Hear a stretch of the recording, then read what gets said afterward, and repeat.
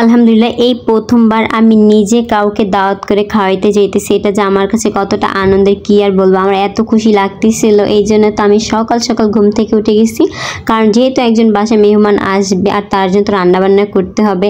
আর যদি রান্নাবান্না করতে লেট হয়েছে তাহলে কেমন হয় বলেন। তো এই জন্য তো সকাল সকাল ঘুম থেকে উঠে প্রথমে আমি ভাত চড়িয়ে দেবো। আর খুবই সিম্পল রান্নাবান্না করবো, কারণ আমি ভারী রান্না করতে পারি না। যেহেতু আমি আসতে বলছি আর রান্নাটা যেহেতু আমাকেই করতে হবে, এই জন্য খুবই সামান্য জিনিস রান্নাবান্না করবো। অনেকের কাছে এটা হয়তো বা অনেক সামান্য হতে পারে, বাট আমার কাছে এটা অনেক সামান্য না। আমি তো এটাতে অনেক খুশি যে আমি কাউকে খাওয়াইতে পারতেছি, এটাই আমার কাছে অনেক। সকালে উঠে ফার্স্ট আমি ফ্রিজ থেকে গরুর মাংসগুলো নামে ভিজিয়ে রাখছিলাম, যেহেতু এটা বরফ জমে থাকে, এটা ছুটতে অনেকটা সময় লাগে।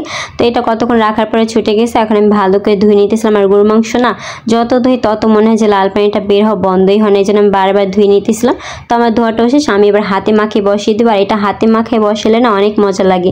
আমার শাশুড়ি আর আমার জামাই দেখি হাতে মাখিয়ে বসায়, আর এটা সবসময় আমি ওনাদের হাতেরটাই খাই, আমি নিজে রান্না করি না। বাট আজকে প্রথমবার যে আমি রান্না করতেছি। আমি কিন্তু গরু মাংসটা রান্না করি না, করতে পারি না তা না, যে আমি এমনিতেই করি না, কারণ আমার হাতেটা অতটা মজা লাগে না। মানে আমি করি নাই, আমি কীভাবে বুঝবো যে আমার হাতেটা মজা লাগে কি লাগে না। যাই হোক, সবসময় আমার জামাই বা আমার শাশুড়ি রান্না করে দেয়, ওটাই আমি টেস্ট করি।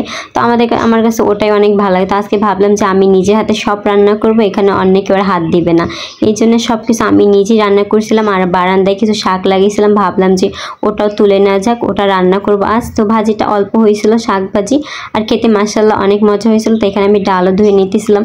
আসলে কি, নিজে যখন বলতে পারি না যে আমার বাসায় কিন্তু আজকে আপনি যাবেন, এই কথাটা বলার মাঝে কতটা আনন্দ সেটা এখন আমি বুঝতে পারতাম। আমরা মেয়ে মানুষ না, সবসময় অন্যের উপর নির্ভরশীল। আমাদেরকে কিছু করতে হলে অন্যদের থেকে পারমিশন নিয়ে, তারা পারমিশন দিবে, দেন আমরা তারপর সেটা করতে পারবো। এই জিনিসটার কত ভালো লাগে এই জিনিসটা, অন্যের থেকে পারমিশন দিবে তারপর আমরা সেটা। আসলে প্রত্যেকটা মেয়েরই না কিছু করা উচিত। অন্যের উপর নির্ভরশীল আর কতদিন চলবে। কথা বলতে বলতে আমার তো রান্নাটা প্রায় হয়ে গেছে, আর এখানে ডালটা আমার প্রায় হয়ে গেছিলো। আর আমি কিছু মিষ্টি জিনিস করার জন্য এখানে আমি দুধটাকে ভালো করে জাল করে নিতেছিলাম। আমার বাসায় কে আসবে সেটা দেখার জন্য ওয়েট করতে থাকেন আপনারা। তো আজকের মতো আমি বিদায় নিচ্ছি, আল্লাহ হাফেজ।